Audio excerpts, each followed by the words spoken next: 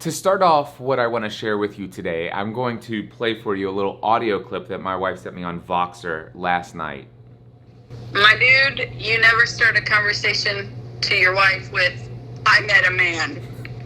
Second, shouldn't you be adding speakers by me before you add them? Yes, I did send my wife a message on Friday evening that started off with, "Hey Stephanie, I gotta tell you something. I met a man." Okay, and yes, I did tell her that I met somebody that I am going to be finding a spot in our speaker lineup. I said, I know there's no slots if we have to make an extra 45 minutes in our program for one of the days. We've got to find a way. We're going to put a new speaker into the Free the Dream lineup for 2019. And I want to tell you the story about how this all happened. And I hope you'll stick around to the end of this video. It was Friday, July 26th. I had just delivered my All Beliefs Have Consequences talk here at Ray Edwards Copywriting Academy Live. After I spoke, I do what I always do, is I go out and make sure that I make myself available to people who are in the audience. And I love to, just be there to answer any questions, get any feedback, whatever is going on in people's minds as a result of this.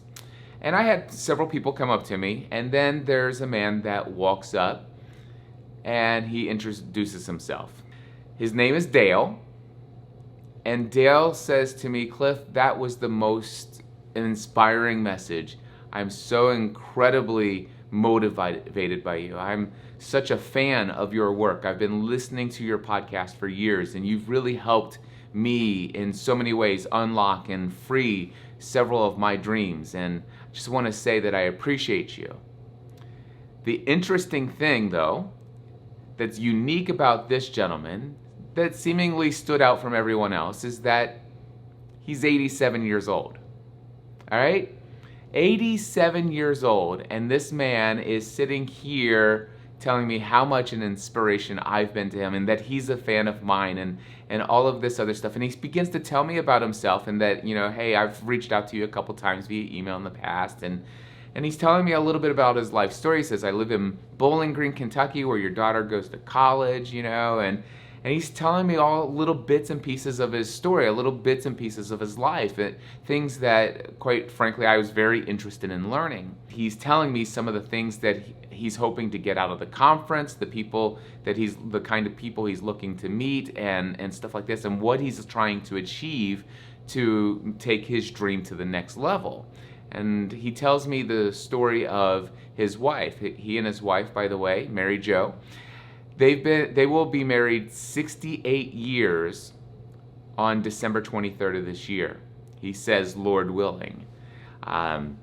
So the one thing is, though, is he proceeded to tell me that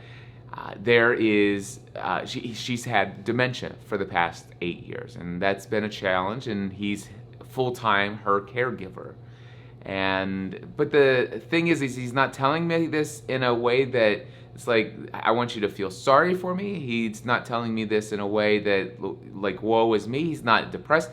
In fact, I will tell you that Dale Smith, out of all of the people that I've met at the Ray Edwards Conference, and trust me, I've met some very positive, encouraging, inspiring people, I will tell you that Dale Smith has the most positive mindset, and he had more hope inside of him and more desire and drive to take his dreams to the next level than anyone else that I spoke to at this event.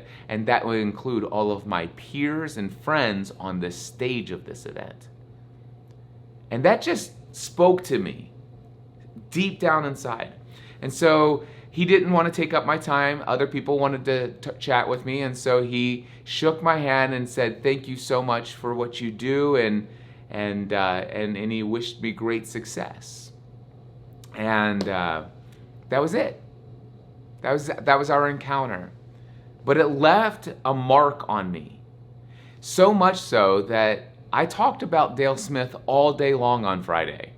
I said, have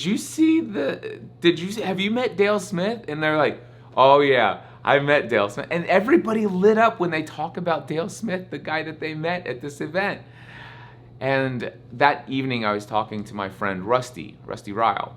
And I said, Rusty, not that I heard the voice of God or anything, but I feel like God's telling me to reach out to Dale Smith. That for some reason there's something I'm supposed to learn from this guy.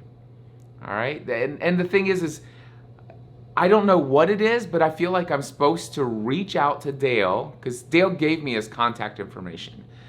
He says, if you ever want to touch base or anything like this, I'd love to touch base with you. Reach out to me anytime, Cliff. If you're down in Bowling Green, I'd love to have lunch with you. It's that kind of stuff, right?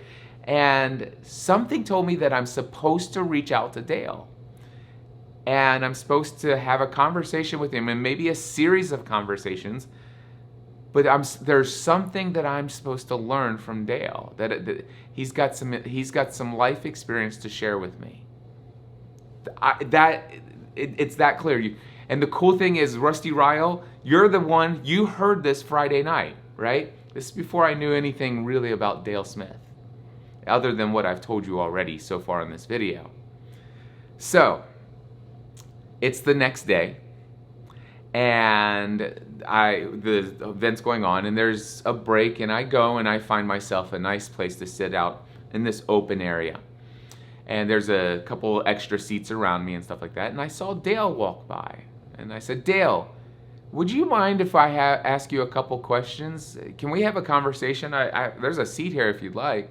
He says, I would love to have a conversation with you. And it's like, he says, Cliff, I'm your biggest fan. It's that kind of deal. And I'm like, okay. But I'm just honored, because I sit there, I said, Dale, I don't want to sound weird or anything, but I feel like I need to ask you something. I feel like I'm supposed to ask you to talk to me and share with me some sort of life experience that you have. And I want to get to know you. I feel like there's some things I should be learning from you. And I'm thinking, by the way, this whole thing, before I talk to Dale, I'm thinking that, well, anybody with 87 years of life experience who has been married going on 68 years, in the past 8 years, he's been the full-time caregiver of his wife who has had dementia for the past 8 years and has the mindset of this guy, that's got to be what God wants me to learn from this guy. And I'm sure there's a lot of truth to that. But that's not what God had in mind. What happened next blew my mind. So I asked Dale, I said, Dale, tell me as much as you're willing to share of your life. Anything that you feel is pertinent, anything that I could learn from you. I want you to know, I'm here. You have my undivided attention. Tell me a little bit about your journey. And he begins to tell me about when he first met his wife and how he married her 18 days later. I believe it was 18 days. It's an incredible story. Oh man, just the way he tells the story. He began to tell me about her dementia and exactly the amount of scientific research that he studied on communication with someone with dementia, and how the brains and the neurons and the way that the neural pathways are disconnected, and that for example, his wife, Mary Jo, is inside there. And the messages from her to him are not easily conveyed outward, or his messages to her are not easily conveyed inward. Anyway, here's what I'm telling you. That made sense. I'm sure it made sense. But you have to have heard the way that Dale Smith communicated to me in 3 to 5 sentences the scientific explanation of communication with somebody with dementia, at least the type that she had, the experience that she has with dementia. And no kidding, I understood every single nuance of every word he spoke. And I feel as though I understand communication between us and somebody with dementia, at least this level of dementia, as if I had just read an entire medical journal on communicating with those who have dementia. And he said it to me in 3 to 5 sentences in a way that I've never heard anybody communicate something so technical in such a concise manner that just made perfect sense. And I'm mesmerized by this guy. The next thing is what I would most want to share with you. So Dale begins to tell me, I said, Dale, one of the things that you told me yesterday is that you used to travel all over the country speaking in universities. Were you a professor? Can you tell me a little bit about your speaking in universities? What kind of speeches did you give? I'm really intrigued to learn more about that. And so he began to tell me about that, and I've learned that he's delivered, I think it's over 6,000 talks on stage, and it's been stages in all varieties all over the world, and not just in universities. And he began to tell me about the fact that in 1950 something, I wish I remembered the exact date, but in the 1950s he joined Toastmasters. The Toastmasters is all about helping you take your professional skills of speaking and communicating to whole new levels. Now, if you're in Toastmasters, one of the things that you may know is that they have chapter-wide speaking competitions. So you'll get up and deliver talks, and you'll be competing with other people in your chapter. They also have local regional competitions to see who is the best out of this region of Toastmasters. And then they have state championships. And of course they have national, and yes, they have international. My friends, Dale Smith is a worldwide champion winner of the Toastmasters International World Championship. World Championship winner communicator. Out of all of the members of all of the Toastmasters, of all of the entire world, Dale Smith was voted #1 communicator in the world. God wants me to learn from the world's best communicator. But it doesn't stop there, my friend.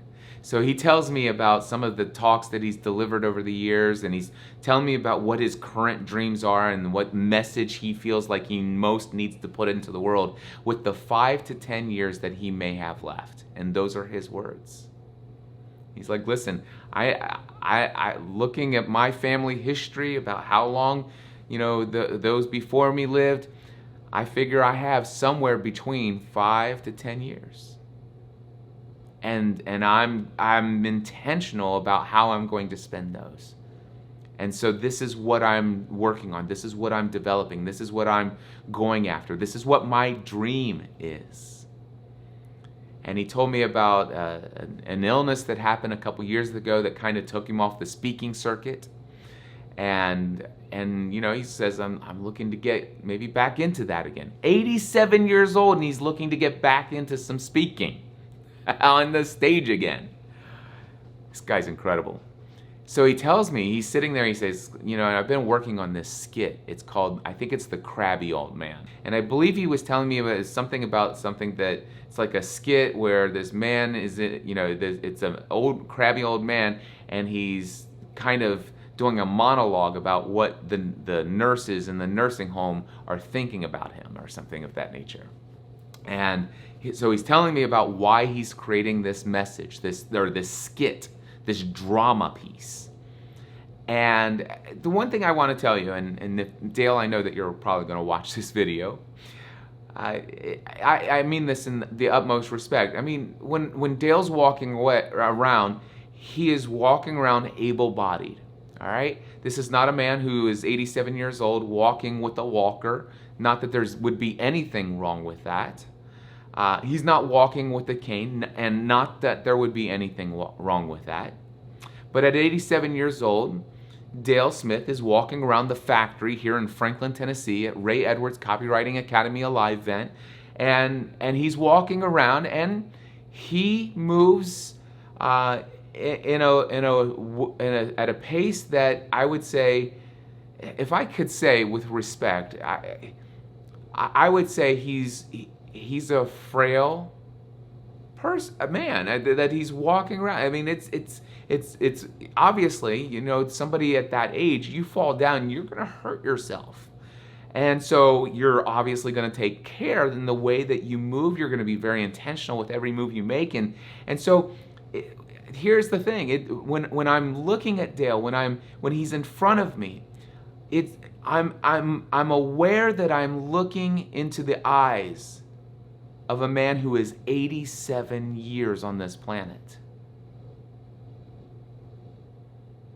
And when he's telling me the story of his life experience and all the things that have been going on in his life, I hear the voice of an 87-year-old man. But then, as he's telling me the story about this 15-minute skit that he's developed, he begins to recite from memory parts of that skit. And for the first few words of the first line, he began reciting them as if he was just reciting them.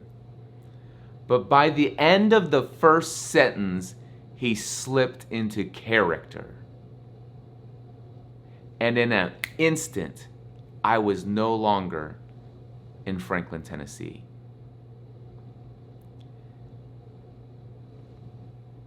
Dale's entire body language changed.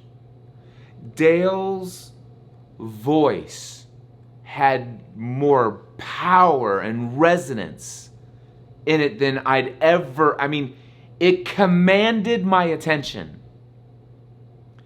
I was no longer in Franklin, Tennessee. I was in a world that was just created by this man, and that world was created by the eye contact that he made with me. It was made by the facial expressions that he was forcing himself to make as he was telling this story. I was in a world that he created through his entire body language, through his entire words, through the ways that he used his hands. I was in a world that he created, and it was as if he took his hand, reached it into my chest, and held my soul in the palm of his hands, and he was molding it with his words. And he only gave me 90 seconds of a glimpse of that skit. And at the end of that 90 seconds, in an instant, he came out of character, and I was talking back to the 87-year-old man again.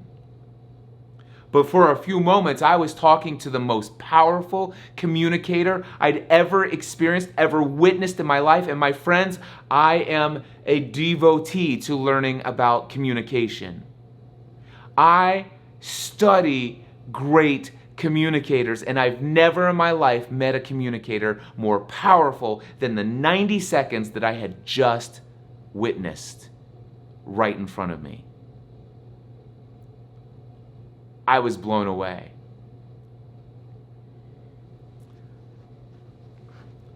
I said, Dale, you said you want to get back into speaking. He said, yeah, I do. I said, you want to get that message out to the world? He says, yes, I do. You said you've been looking for somebody to help you with some video production so that can be recorded in video so that you can share it. You believe that you honestly believe that video will likely go viral. He says, yes, I do. I said, would you like to record that video, or would you like to do that skit, have it recorded and provided to you in video form and deliver it live on a stage in front of an audience in 47 days from today? He said, yes, I would. You've got it, my friend. Dale Smith, the world's greatest communicator in the world, at least from 1968 anyway, and he's had a little bit of experience in communicating since then, is speaking at Free the Dream 2019.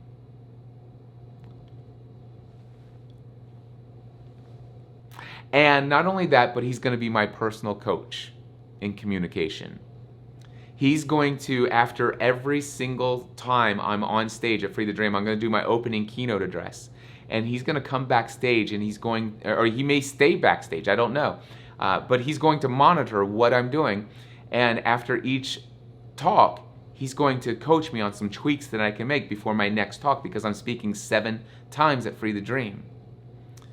And that's just the beginning of the relationship that Dale and I are going to have. And God had laid it on his heart that he feels that God's calling him to mentor and coach me in the area of communication.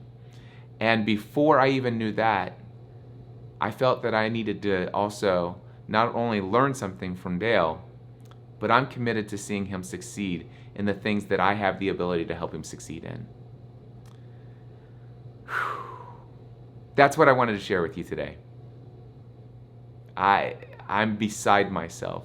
The fact that I am graced with the resource and the gift of a man who has 60 plus years of speaking experience, one of the most powerful communicators I've ever witnessed in my life, and he's going to coach me.